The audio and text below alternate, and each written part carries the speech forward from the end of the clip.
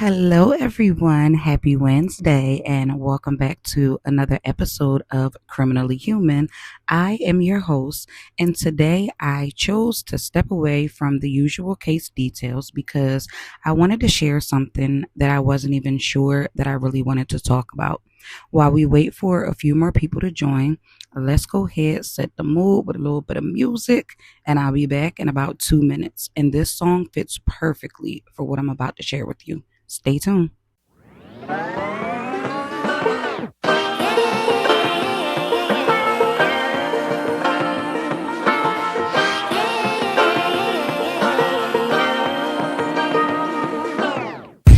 like to be educated, but I'm so frustrated. Hello to my loneliness. I guess that ignorance is bliss. Take me back to before I knew. Rewind, take it out of cue. Innocence can be a young man's game. Signed up for the hall of shame. I wish I knew how much I miss not knowing that we're all screwed when we play our roles and ignore the problems.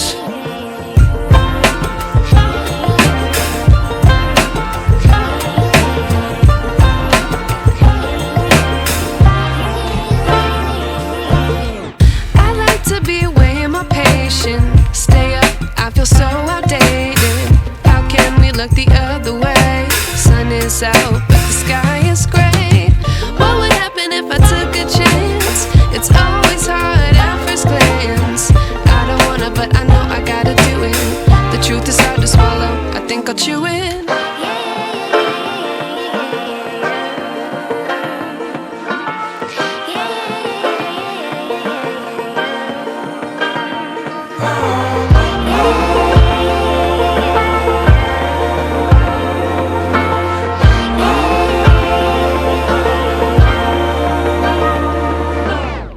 I wish I knew how much I miss not knowing that we're all screwed when we play our roles and ignore the And welcome back. And that song sums it up for me. I miss not knowing. So, y'all should already know that one thing I'm going to do is keep it real. I made sure I took my notes so I didn't leave anything out. So, after working on this Idaho 4 ritual series, I felt like something shifted like inside of me. It wasn't just a feeling of being tired or even being overwhelmed. It felt spiritually heavy. And people think that what we put out is just content creation. I'm But sorry, what they don't what? see is that energy transfer is an actual real thing. And it doesn't just happen when you're physically around someone. It could happen through stories, images, sounds, or even energy being tied to a crime scene or being tied to someone's final moments. There are moments, y'all, where I will be editing late at night in a room all by myself, and the hairs on my arms would just stand up for no reason, like the energy in the room just completely changed. Then I started having these wild dreams, and I would wake up like, yo, what really just happened? There are times where I would wake up with bruises.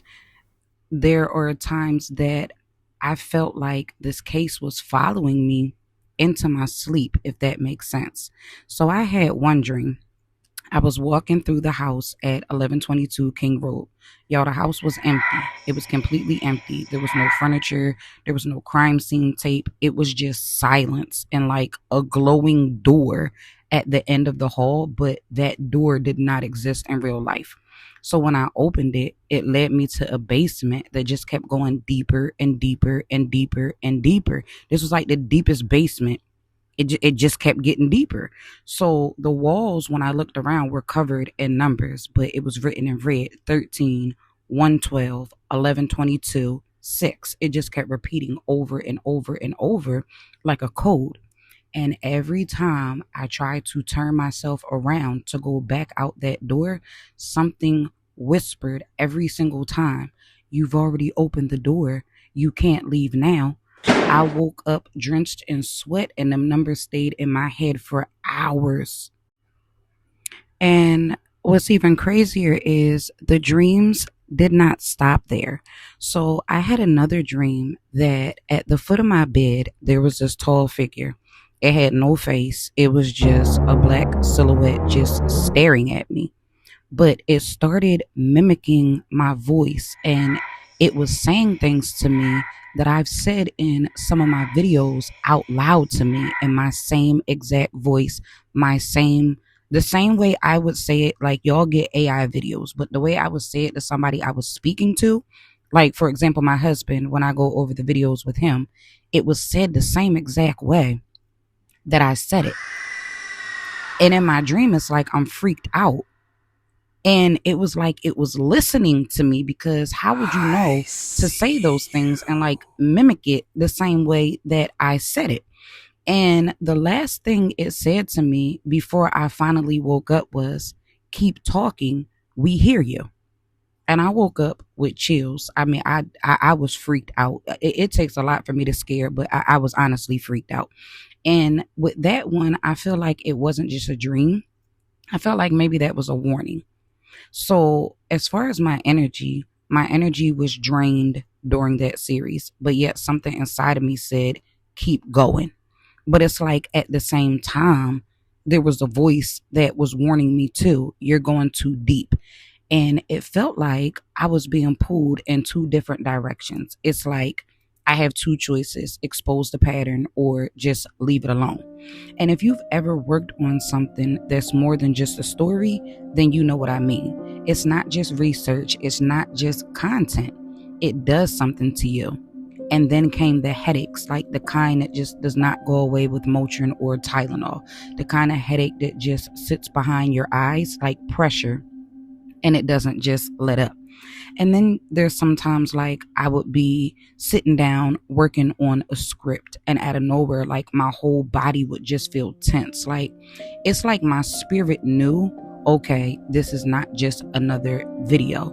I would feel off for like the rest of that day or the rest of that night, like just a heaviness. I felt like I was carrying grief that didn't even belong to me. This series was not easy for me at all, but I also feel like something bigger is pushing me to keep going. And with that being said, I am a very spiritual person, and I do know that I am fully protected. But working this ritual series, it showed me just how real that battle is between light and dark and good and evil. And it's not just something that we say, it's something that you feel when you're getting too close to the truth. Spirit said, my child, keep going. Spirit told me keep going. But I also heard that same warning that Spirit gave me too, loud and clear. "Baby, you getting a little bit too deep."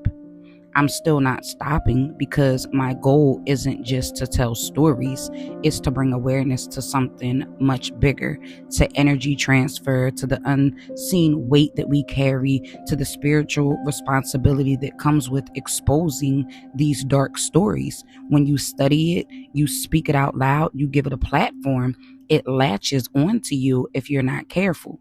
You might not feel it at first, but it shows up in your sleep, your health, your mood, and your peace. You have got to protect yourself, whether that is through prayer, meditation, cleansing your space, or just stepping back for a minute. So, not everything you speak about leaves when the camera stops rolling. Sometimes it stays, it creeps into your dreams, it wraps itself around your spirit, and before you know it, you're not just telling the story, you're now carrying the story. And that's what people don't understand. This isn't just commentary for spiritual beings like myself, it's spiritual warfare behind a microphone. You open portals every time you choose to speak the truth over staying quiet. And if you're not grounded, If you're not protected, you might not even notice the moment that something starts following you back. So, to everybody watching, whether you're a creator, a researcher, or just someone chasing answers, be careful what doors you open, and more importantly, know how to close them. Because the deeper that you dig, the more that darkness starts to recognize your name.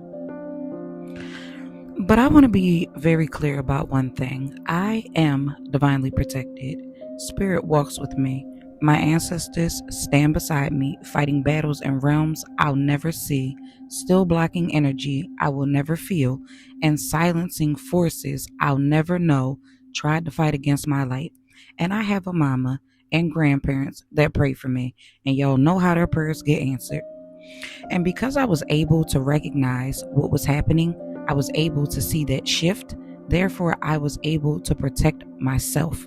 Some of the harm that may have been sent my way, it never touched me. Not because it's not real, but because it could not get past that full barrier of protection that surrounds me. So I don't walk this path alone. And the reason that I'm still standing is because they don't let me fall. So there you have it, the voice behind the channel. Well, one of the voices behind the channel, and a behind the scenes look at what life was really like while creating the Ritual series. Please stay safe, stay protected, and as always, I truly thank you for being here with me this evening because you didn't have to be. And your girl is out.